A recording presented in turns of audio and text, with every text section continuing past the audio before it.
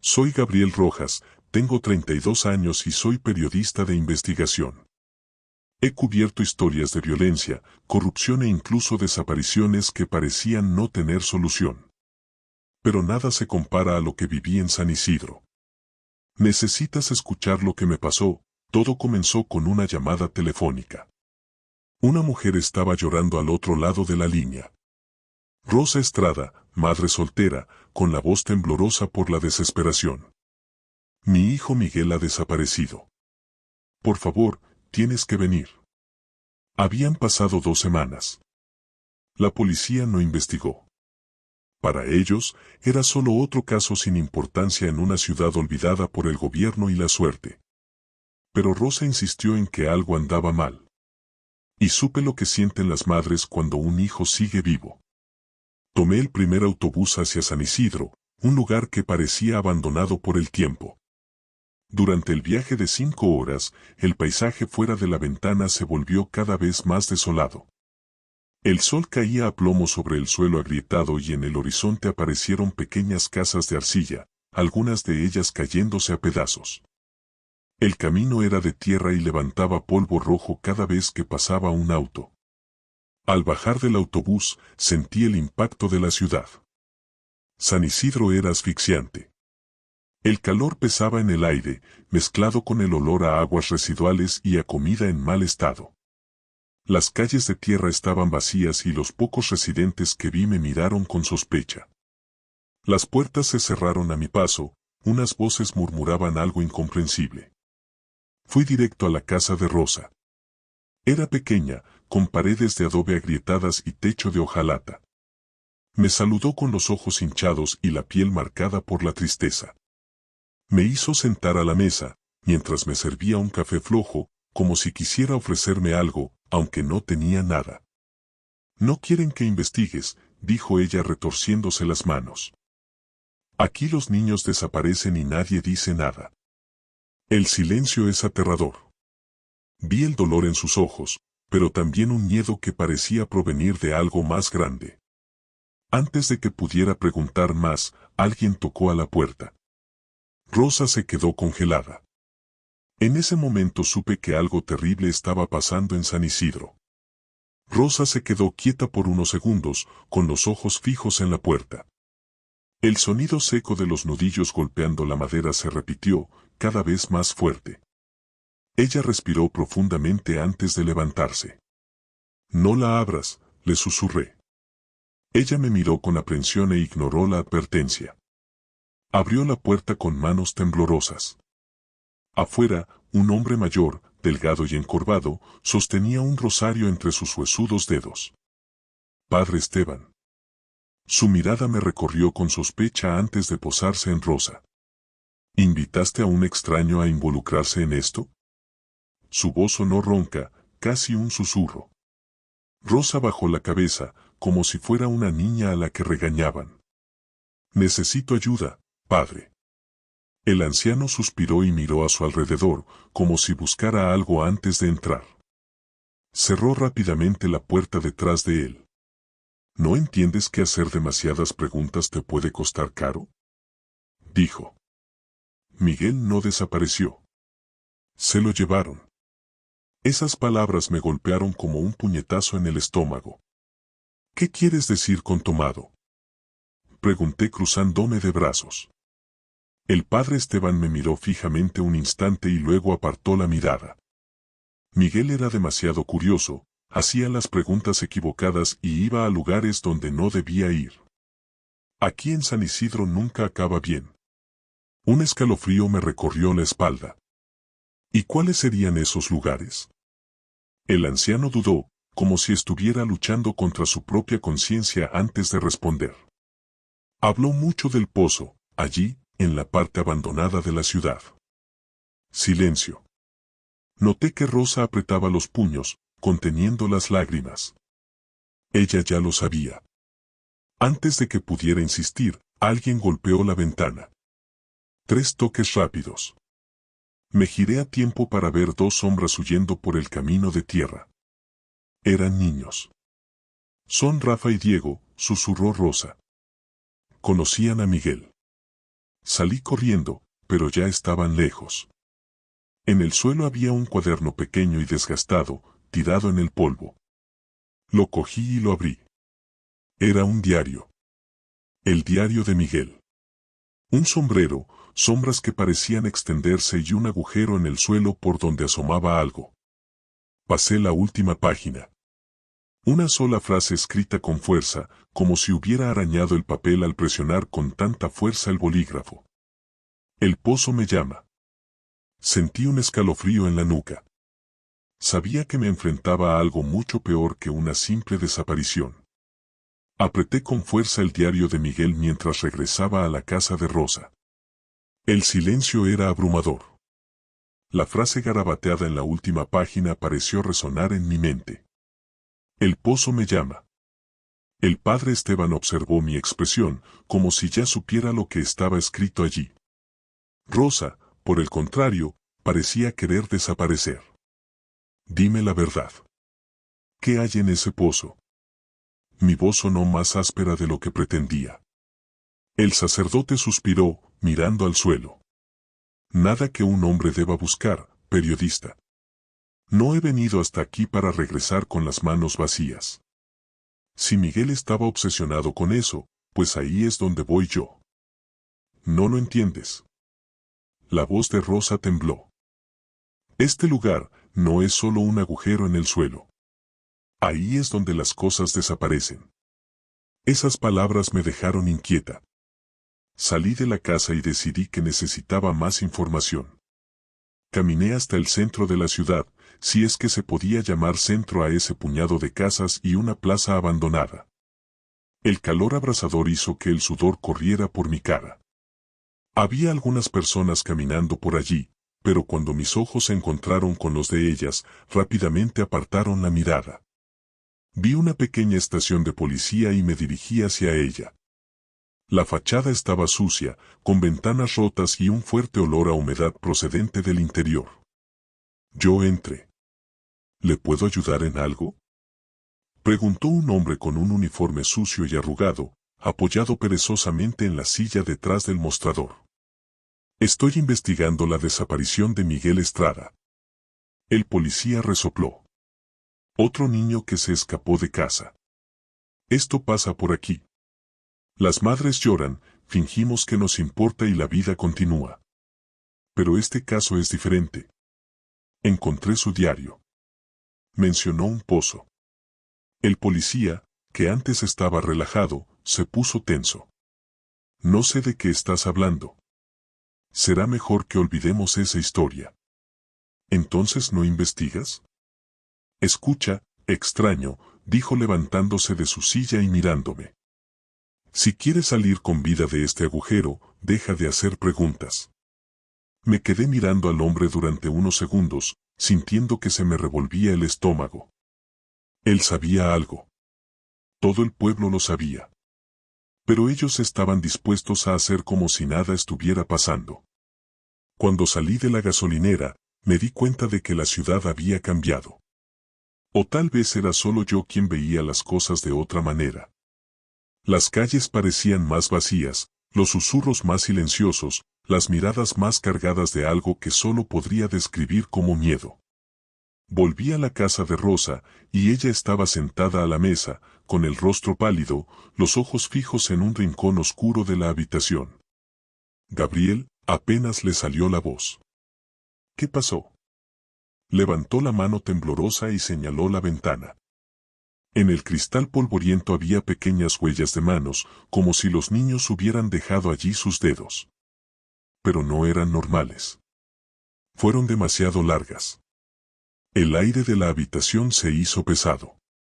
Recordé las palabras del diario de Miguel. El pozo me llama. Y comencé a sentir que él también me llamaba. El viento seco balanceaba las cortinas rotas de la casa de Rosa, pero el silencio era lo que más me molestaba. El tiempo parecía haberse detenido. Las marcas en las ventanas eran imposibles. No podían ser de Miguel. Ni siquiera de un niño normal. Tragué saliva con fuerza. El pozo. Mi voz salió más baja de lo que esperaba. El padre Esteban apretó el rosario entre sus dedos. No vayas allí, ya no tengo elección. Rosa bajó la cabeza. Ella sabía que me iba y también sabía lo que eso significaba. Tomé una linterna y salí de la casa. La ciudad estaba inquietantemente silenciosa, como si contuviera la respiración. Las pocas personas que aún quedaban en la calle voltearon la cara cuando pasé. No había niños jugando. No se oía ningún sonido de radio desde las casas. Crucé las calles de tierra hasta llegar a la parte olvidada de la ciudad. Cuanto más me alejaba del centro, más parecía deteriorarse todo. Las casas aquí estaban abandonadas, con las puertas arrancadas y los techos desmoronados. El suelo estaba agrietado y cubierto de hierba seca. El olor era desagradable, una mezcla de óxido, podredumbre y algo dulce que me provocó náuseas. Sabía que estaba cerca. Escuché pasos detrás de mí y me di vuelta rápidamente. Nada. Pero sentí que no estaba sola. Seguí adelante. Fue entonces cuando lo vi. El pozo. Era mucho más grande de lo que esperaba. No era un agujero cualquiera. Las piedras que lo rodeaban estaban cubiertas de símbolos desgastados y el cemento que lo sostenía parecía antiguo, como si hubiera estado allí durante siglos. El olor a óxido venía del interior. Algo se estaba pudriendo allí abajo. Mi respiración se hizo pesada. Miguel había llegado allí. Saqué el diario de mi bolsillo y volví a hojearlo. Los garabatos ahora se veían más nítidos. El hombre del sombrero siempre estaba allí. Cerca del pozo, tragué saliva y me acerqué al borde. Encendí la linterna e iluminé la oscuridad del interior. El haz de luz atravesó el polvo suspendido en el aire y descendió al vacío. La roca era irregular, como si la hubieran escalado muchas veces. Y entonces vi que algo se movía allí abajo. El aire a mi alrededor se volvió frío. El pozo no estaba vacío. Quise correr, pero mis pies se sentían pegados al suelo. El aire pesado, los símbolos en la piedra, la presencia invisible a mi alrededor. Y entonces, una voz susurró desde lo más profundo de mí. Gabriel, se me congelaron los huesos. No podía ser. La voz era la de Miguel. La voz de Miguel resonó en el fondo del pozo, baja pero demasiado clara para ser imaginada. Mis dedos agarraron el diario con fuerza mientras intentaba convencerme de que no era real. ¿Miguel? Mi voz salió ronca, vacilante. El silencio se tragó mi pregunta. Segundos después, un ruido seco surgió de las profundidades. Algo estaba arañando las piedras del pozo. Me aparté instintivamente, mi corazón latía tan fuerte que podía oírlo. No estaba sola allí. Respiré profundamente y miré a mi alrededor. El cielo rojo indicaba que se acercaba la noche y yo sabía que no debía estar allí cuando oscureciera. Retrocedí unos pasos y sentí un escalofrío que me subía por la nuca. Necesitaba respuestas antes de dar el siguiente paso. Regresé a la ciudad antes de que la oscuridad me envolviera. San Isidro parecía más muerto que nunca. Las casas estaban cerradas y las pocas personas que aún caminaban por las calles evitaban mirarme. Había miedo en el aire, como si todos supieran lo que estaba pasando pero nadie se atreviera a decirlo. Fui directo a la iglesia. El padre Esteban estaba dentro, arrodillado ante el altar, murmurando oraciones. Sintió mi presencia antes de que me diera la vuelta. ¿Fuiste al pozo? Su voz no era una pregunta. Fue una declaración. Y escuché a Miguel. El anciano sacerdote cerró los ojos, como si aquella revelación confirmara un peso que llevaba años cargando. Tienes que olvidar esto y marcharte, Gabriel. Dime la verdad. Di un paso adelante. ¿Qué le pasó a Miguel? ¿Con los otros niños que desaparecieron? El sacerdote suspiró. San Isidro tiene un pacto con algo que no se puede nombrar, mis músculos se tensaron. Hace mucho tiempo, esta ciudad era aún peor de lo que es hoy. El hambre nos consumía, no había trabajo y los niños morían antes de crecer. Entonces, se hizo un trato. Apreté los puños. ¿Qué clase de trato? El pozo siempre ha estado ahí.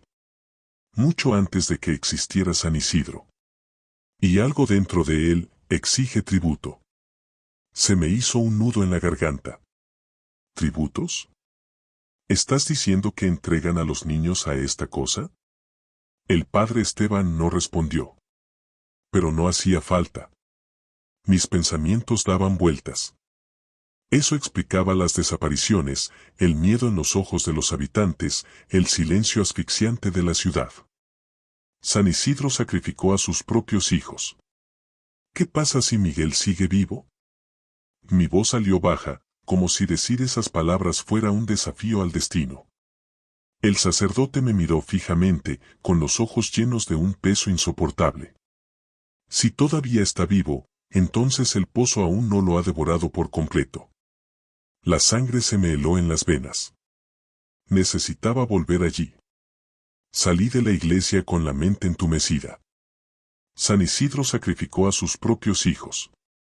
Esta idea rondaba en mi cabeza, pero lo que más me aterrorizaba era la posibilidad de que Miguel siguiera vivo allí abajo.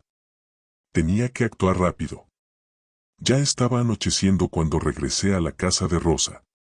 Ella estaba sentada a la mesa, pálida, como si supiera que estaba a punto de tomar la peor decisión de mi vida.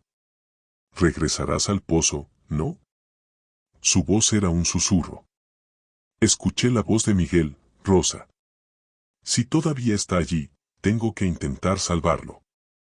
Ella negó con la cabeza, con lágrimas en los ojos. No lo entiende si está vivo, ya no es Miguel. Sus palabras me golpearon como una piedra en el pecho, pero me negué a aceptarlas. Agarré una cuerda, mi linterna y una vieja navaja de bolsillo que encontré en la cocina. Si lo que me esperaba en el fondo del pozo no era Miguel, tendría que estar preparada para cualquier cosa. Rosa intentó detenerme sujetándome del brazo. Si entro ahí, tal vez no vuelvan nunca más. Y si yo no me voy, Miguel no se irá nunca. No dijo nada más. Él simplemente me soltó y miró hacia otro lado. Salí de la casa y caminé por la ciudad ahora desierta. El calor del día había desaparecido, reemplazado por un frío extraño. El viento traía susurros. Y entonces me di cuenta, las calles estaban más oscuras que antes. San Isidro siempre había tenido poca iluminación, pero ahora parecía que las sombras se extendían más allá de lo natural. Algo me estaba siguiendo. Lo sentí, pero seguí caminando. Cuando llegué al pozo, un escalofrío recorrió mi cuerpo. El aire a su alrededor se sentía más denso, más pesado. Mi respiración se volvió entrecortada. Tiré la cuerda alrededor de una gran roca y probé su firmeza. Luego comencé a descender. Los primeros metros fueron fáciles, pero pronto la oscuridad me engulló por completo. Mi linterna iluminó las piedras desgastadas, revelando marcas de arañazos en las paredes. La gente había intentado salir de allí. Pero no pudieron. El olor a podrido se intensificó. Algo se estaba pudriendo en el fondo. Mis pies tocaron el suelo. El silencio era absoluto. Solo mi respiración y el eco de los latidos de mi corazón martillaban en la oscuridad. Y entonces lo oí. Gabriel. La voz de Michael, baja y arrastrada. La linterna tembló en mi mano mientras giraba la luz. El terreno era irregular y estaba cubierto de piedras antiguas. En una pared, había grabados en la piedra garabatos idénticos a los del diario de Miguel. Se me heló la sangre. Y entonces vi unos ojos que brillaban en la oscuridad. Me estaban esperando.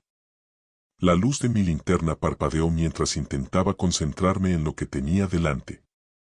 Los ojos brillantes parpadearon en la oscuridad, moviéndose lentamente.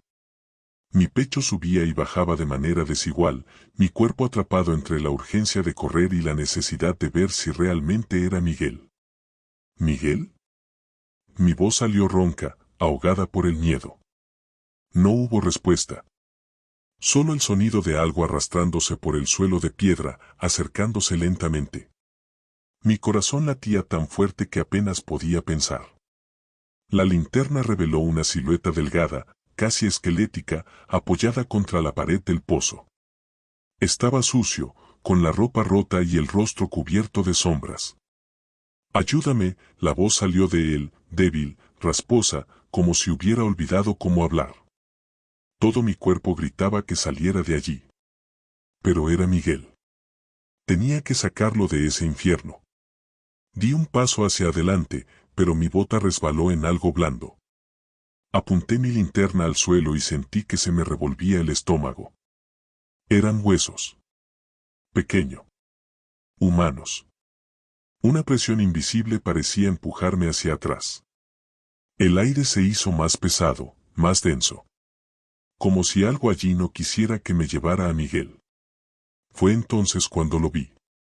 Las marcas en las paredes no eran solo garabatos al azar. Eran caras. Los niños gritaban con la boca abierta de puro horror. Sentí una oleada de náuseas que me invadió. Este no era solo un lugar de muerte. Era una tumba. Miguel movió la cabeza lentamente y sus ojos finalmente captaron el haz de luz de la linterna. Di un paso atrás. Aquellos ojos ya no eran humanos.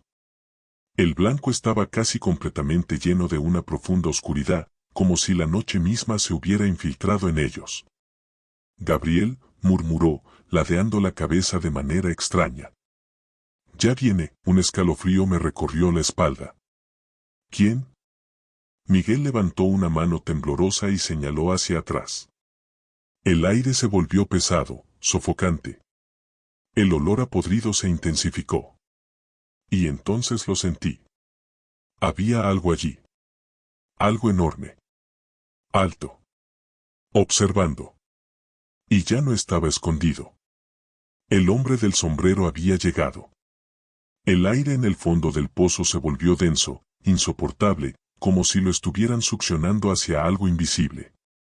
Miguel temblaba, con los ojos abiertos de par en par por el terror, pero no era de mí a quien tenía miedo. El olor a descomposición se hacía más fuerte. Mi linterna empezó a fallar. Entonces lo vi. Al borde de la oscuridad, una figura alta y delgada se destacaba entre las sombras. El hombre del sombrero. Su rostro estaba oculto bajo un manto de oscuridad, como si la luz misma se negara a tocarlo. No se movió, pero sentí su presencia como un peso aplastante en mi pecho.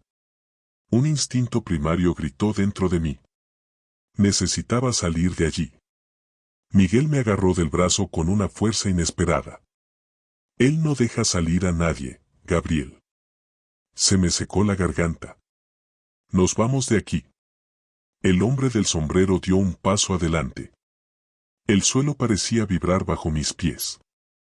La temperatura bajó bruscamente. El pozo parecía más profundo ahora, como si se estuviera ensanchando, abriéndose para tragarme. Entonces él habló. No con palabras, sino con algo dentro de mi cabeza. Era un susurro bajo y reverberante, como si 100 voces estuvieran hablando a la vez. No deberías estar aquí. La presión en la habitación se volvió insoportable. Mi visión se oscureció por un segundo, mi mente palpitaba con un dolor abrasador. Entonces vi las paredes. Se movían. No eran solo piedras antiguas. Eran huesos. Rostros distorsionados aparecían y desaparecían, bocas abiertas en gritos silenciosos, como si sus almas todavía estuvieran atrapadas allí, retorciéndose dentro de la piedra. Mis pulmones rogaban por aire. Miguel lloraba suavemente, agarrándose a mi camisa. Él me atrapó, Gabriel. Los atrapó a todos. Mis músculos se tensaron. ¿Sigues siendo Miguel?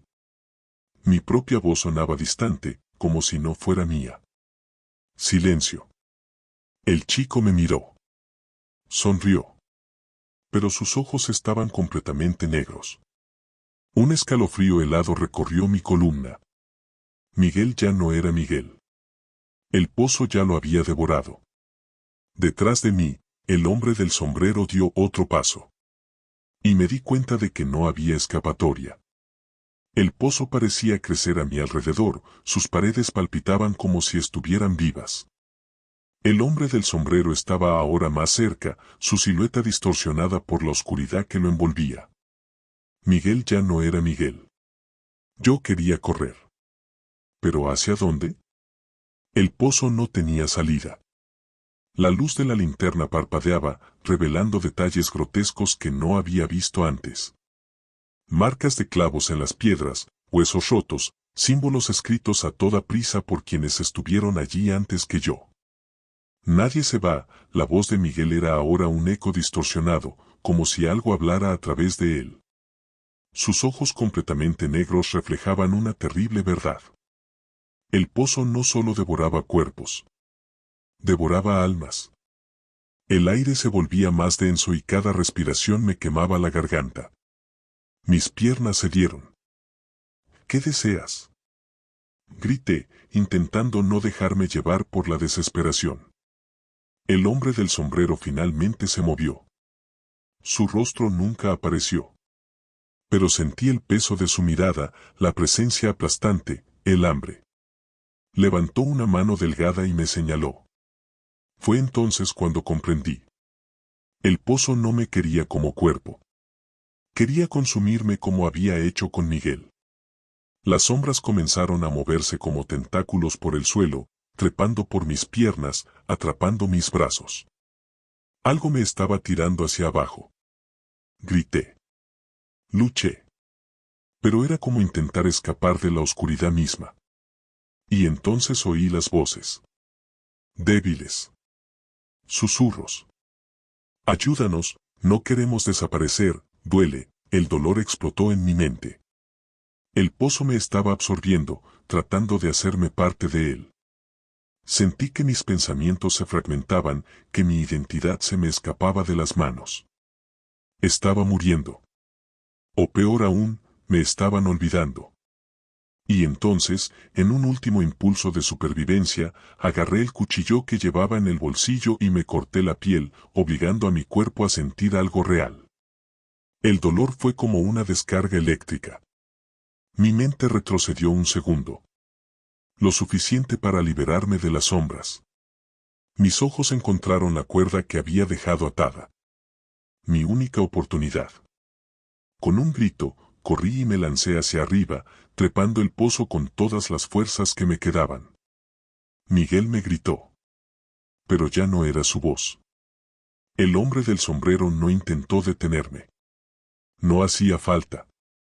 Yo ya sabía que nadie sale de allí del todo.